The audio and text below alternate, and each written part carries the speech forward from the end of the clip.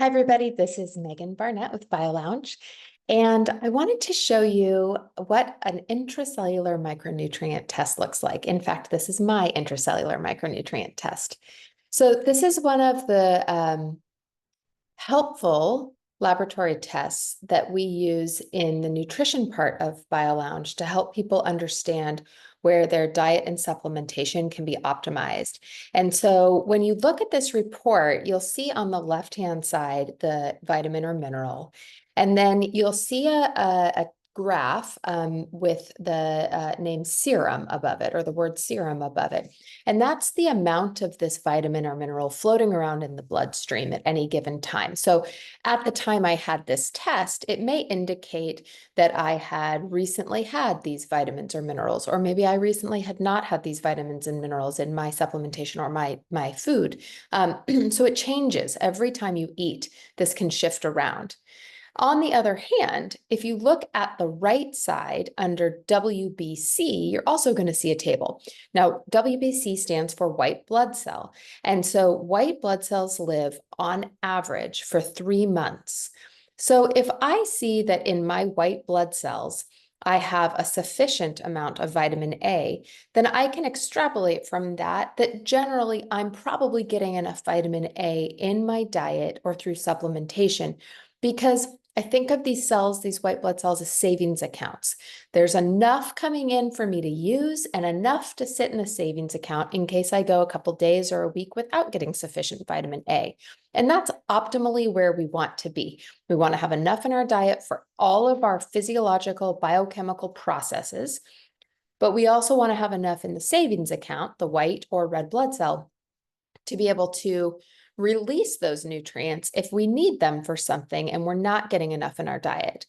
Or what if your body goes through a stressor, such as an illness or a psychologically stressful time or an injury? Then your body actually ends up needing more of these nutrients to rise to the occasion. And I really think about this as spending, like you would think about your bank account. So you make $10,000 every month and you put $2,000 in your savings account, but then your roof gets a leak. You are going to end up needing to take money out of the savings account and you may not have enough. Hopefully you do. And that's how we think about micronutrients. We want to have enough for every day, paying our bills, going to the grocery store, and then we want to have that extra in case we get a leak in the roof or we've got to fix the water heater, okay? So I'm giving you a little insight into some areas where I needed improvement when I did this test last year. And you can see I've done this test a couple of times. So I have multiple readings. And so you'll see my vitamin A looks great, but look at my B1. It's getting pretty low. And so that may be something that I need to be thinking about supplementing with or eating more in my diet. B2, really low. B3 is looking pretty good. That's niacin. And look how much my B6 dropped between 2022 and 2023. Well, I can look back at that time and say I had multiple viruses and I had COVID twice, and I know my immune system was really, really taxed during that time. And so that might be one of the reasons that my nutrient status dropped, and I may have had changes in my diet as well. B12 has held pretty strong. You can see my B5 looks good. Now, this is something I want to bring up. See the vitamin C. At the moment I had this test, my vitamin C looked like it was in the tanks. And this is why sometimes when we do these tests through conventional labs and our doctor just checks our vitamin C level or they just check our zinc level in the bloodstream, it's not a great indicator of whether or not we're doing okay. Because as you can see in the white blood cell, it looks fine. I have plenty of vitamin C. So I'm not going to go through the whole test, but I wanted to give you an idea of what this looks like. These tests are awesome because they look at vitamins, minerals, amino acids, and omega-3s, and it gives us the ability to customize supplements. And at the end of the day, many of us are ordering supplements through our provider. Maybe we're getting hit by social media and we're grabbing something that sounds good. It's the newest trend, or many other reasons. Just talking to a friend, they might tell us something they're taking and we go, oh yeah, that sounds good. I'll take that too.